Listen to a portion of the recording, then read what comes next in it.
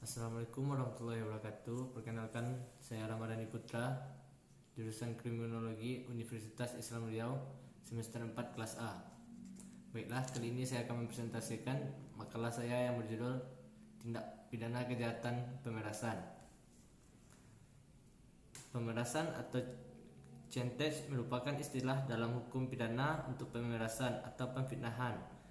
Centage diartikan sebagai memeras dengan memaksa orang menyerahkan barang atau uang dan sebagainya dengan ancaman, antara lain membuka rahasia yang dapat memburukkan namanya di muka umum. Unsur-unsur pemerasan. Yang pertama, unsur objektif. Dalam pemerasan terdapat unsur kesengajaan yang bersifat tujuan, yaitu mengambil barang orang lain dengan cara kekerasan atau ancaman kekerasan atau mengambil barang dengan membunuh korban. 2. Unsur memaksa berlaku terhadap korban. Memaksa merupakan tindakan yang merugikan orang lain. 3. Yang dipaksa, yaitu yang menjadi korban. 4. Cara memaksa menggunakan ancaman tertulis, lisan maupun akan membuka rahasia korban. Unsur yang kedua yaitu unsur subjektif. Yang pertama, maksud yang dituju. Maksud pelaku untuk melakukan pemerasan merupakan tindak pidana yang dilarang. 2. Menguntungkan diri atau orang lain. Perbuatan ini dilakukan untuk menguntungkan diri atau orang lain sebagaimana dijelaskan dalam pasal pemerasan. 3. Melawan hukum. Pemerasan merupakan pidana terhadap benda orang lain yang sudah menjadi kekuasaan mereka.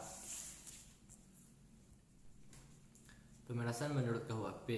Dalam KUHP diartikan sebagai perbuatan menggunakan kekerasan atau ancaman kekerasan, atau bahkan ancaman pencemaran baik terhadap seorang dengan tujuan menguntungkan diri sendiri atau orang lain agar orang tersebut memberikan barang miliknya atau juga yang menghapuskan piutang. Jenis-jenis pemerasan dengan hukumannya. Yang pertama, hukuman maksimal 9 tahun penjara. Jenis pemerasan dengan maksud menguntungkan diri sendiri atau orang lain secara melawan hukum, memaksa dengan kekerasan atau ancaman kekerasan untuk memberikan barang atau memberikan hutang maupun menghapus piutang, terdapat dalam pasal 368 ayat 1 KUHP. Yang kedua, hukuman maksimal 12 tahun penjara. Pemerasan seperti jika perbuatan pemerasan dilakukan pada waktu malam dalam sebuah rumah atau pekarangan tertutup yang ada rumahnya, di jalan umum atau dalam kereta api atau tram yang sedang berjalan, terdapat dalam pasal 365 ayat 2.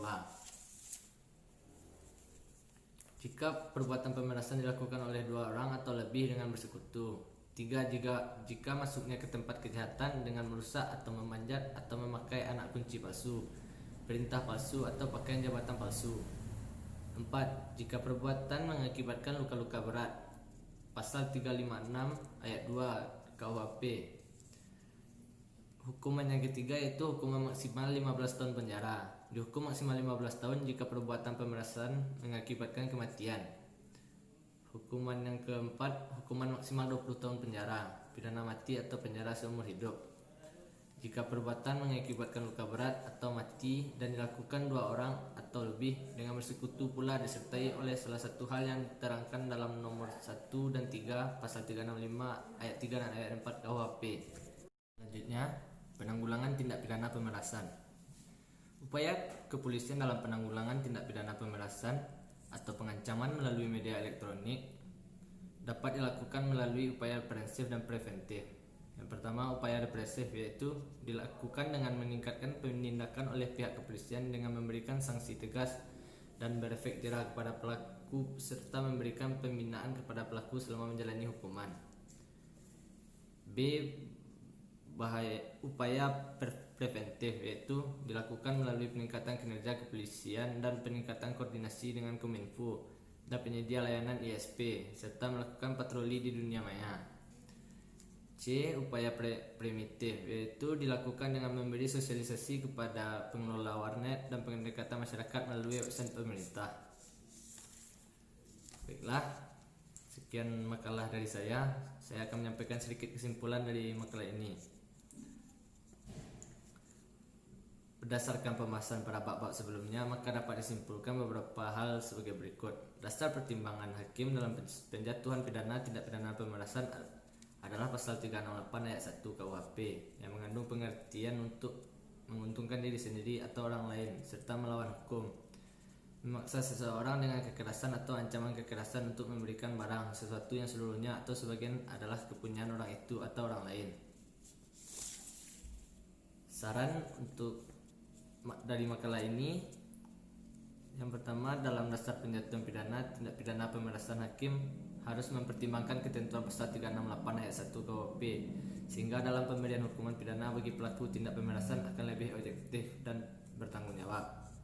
Kedua, dalam menjatuhkan pidana kepada pelaku tindak pemerasan, sebaiknya para penegak hukum sebelum menjatuhkan hukuman terhadap terpidana melihat terlebih dahulu latar belakang terpidana, sehingga dalam penjatuhan pidana pada tersangka pelaku tindak pidana pemerasan dapat lebih memberikan efek jera bagi para pelakunya.